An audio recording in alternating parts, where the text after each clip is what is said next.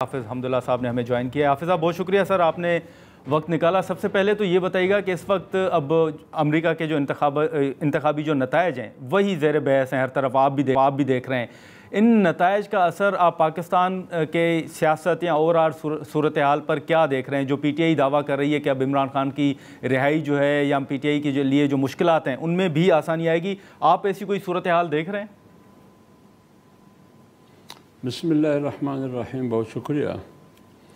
देखिए, बुनियादी तौर पर तो अगर आप दो मुल्कों की ताल्लुकात को तारीख़ी पस मंज़र में देखें तो उसमें मुख्तलिफ़ मराहिल है, नशेब व फरास। कभी ताल्लुकात पाकिस्तान और अमेरिका के दरमियान मस्बत और कभी मनफी, मुख्तलिफ़ शक्लों में ये ताल्लुकात हमारे सामने जो हमारा मुशाहदा और तजर्बा है।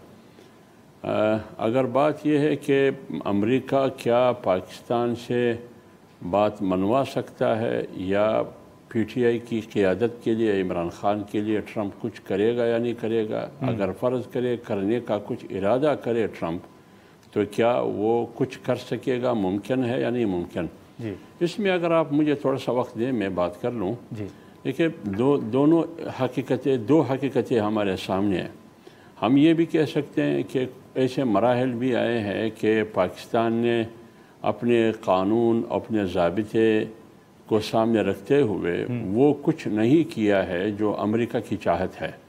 जैसे शकील अफरीदी के मामले में 13 साल से शकील अफरीदी के बारे में अमेरिका की कोशिश यही है कि शकील अफरीदी को जेल से निकाल के और पाकिस्तान अमेरिका के हवाले करे शकील को, लेकिन अभी तक अमेरिका इस मामले में कामयाब नहीं हुआ है। और मुज़ाकरात तो मुख्तलिफ़ मराहिल में पाकिस्तान से हुए हैं, लेकिन पाकिस्तान को अभी तक मजबूर नहीं किया है। लेकिन दूसरी तरफ अगर आप देखें, ये भी एक हकीकत है कि जब लाहौर में पाकिस्तान में जब पीपल्स पार्टी की हुकूमत थी तो रेमंड डेविस ने लाहौर में दिन दहाड़े पाकिस्तानी शहरियों को शहीद किया और फिर रेमंड डेविस को अमेरिका की दबाव में रियासत और हुकूमत के जो भी बाइख्तियार और बाइख्तियार लोग थे, अरबाब इख्तियार दोनों एक पेज पे होते हुए रेमंड डेविस को अमेरिका के हवाले किया। तो ये दोनों हकीकतें हमारे सामने हैं। इसी हवाले से अगर आप देखें 1997 में जब नवाज शरीफ साहब की हुकूमत थी तो उन्होंने एमल काशी को हवाले किया गया। अगर आप मुशर्रफ को सामने रखें तो मुशर्रफ ख़ुद अपनी किताब में लिख रहे हैं कि मैंने सैकड़ों लोगों को बशमूल आफिया सिद्दीकी के अमेरिका के हवाले किया। तो ये दोनों जो पहलू है वो हमारे सामने है। ठीक है। अब अमेरिका या ट्रंप कितना दबाव डालेंगे पाकिस्तान पर इमरान खान की रिहाई में, ये तो आने वाला वक्त बता सकेगा। पाकिस्तान ने दोनों काम किए हैं। ठीक है, पाकिस्तान ने दोनों काम किए हैं, दोनों काम। ठीक है, लेकिन हाफिज़ साहब, अब हुकूमत ने जो कानून साजी करनी थी आपके साथ मुज़ाकरात करके पहले 26वीं आईनी तरमीम कर ली और अब ये 2 बिल्स भी मंजूर कर लिए जिन पर आपके तहफ़्फ़ुज़ात भी सामने आए JUIF के। लेकिन अब आप क्या समझते हैं, हुकूमत के ख़िलाफ़ आपकी कोई तहरीक आप चलाने जा रहे हैं जो आपने कहा था कि ईद के बाद और रमज़ान के बाद चलाएँगे, आने वाले दिनों में कोई तहरीक शुरू करने जा रहे हैं? देखिए मेरे भाई, बुनियादी तौर पर जमीयत उलमा इस्लाम तो 8 फरवरी इलेक्शन के बाद ऑलरेडी तहरीक में है।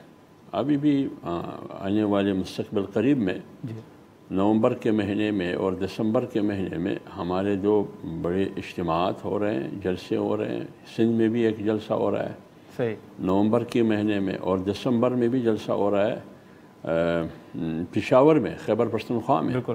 हमारी तहरीक तो जारी है, स्मूथली जारी है। लेकिन और ये भी हमारा मौक़िफ़ 26वीं आईनी तरमीम के बाद भी मौलाना साहब ने प्रेस कॉन्फ्रेंस में वो पुराना मौक़िफ़ जो 8 फरवरी की इंतखाबात के रिएक्शन में जो मौक़िफ़ मौलाना ने लिया था उसी को दोहराया कि न मैं इन असम्बलियों की मैंडेट को, न 8 फरवरी के इलेक्शन को मानता हूँ। मेरा मुतालबा ये है कि मुल्क में नया इलेक्शन हो, क्योंकि नए इलेक्शन के बगैर न इस्तेहकाम आएगा माशी मैदान में, न सिक्योरिटी के मैदान में, न सियासी मैदान में।